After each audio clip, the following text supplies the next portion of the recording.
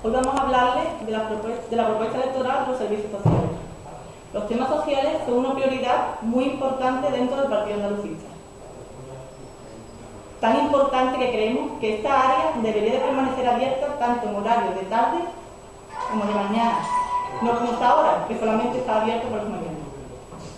En una ciudad de 70.000 habitantes con casi 15.000 parados, cientos de familias acuden casi a diario a recoger alimentos a colectivos sociales, como son Cáritas, Hermanas de la Cruz, Mujeres Solidarias, entre otras. La mayoría de estas personas no pueden pagar ni el agua, ni la luz, ni el alquiler de sus viviendas. Por ello, creemos que es una prioridad y que pensamos que esta partida económica debe de tener un aumento en sus partidas, dentro de un presupuesto, que ayuden al sector de saluqueños que lo están pasando mal en estos momentos. Entre las propuestas que llevamos a cabo, hemos querido resumir la siguiente.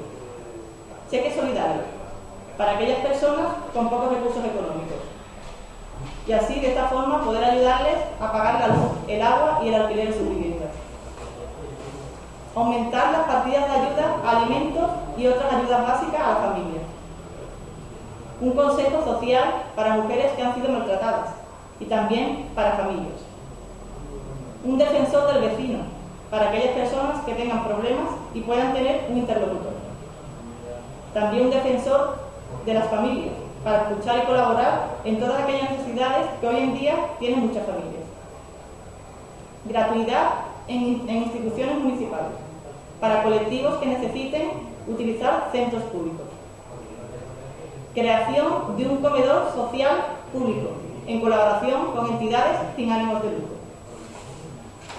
Precios con arreglo a la situación económica para aquellas familias que utilicen servicios públicos. Ayuda a las familias que se encuentren en exclusión social, con contratos de ayuda a la familia. Bonificaciones en el IBI, la basura y el impuesto de circulación para la tercera edad y aquellos que no superen el salario base. Ayuda al alquiler de la vivienda para familias con pocos recursos. Y en este punto hemos querido resumir dentro de nuestro partido el programa electoral referente a lo que son temas sociales.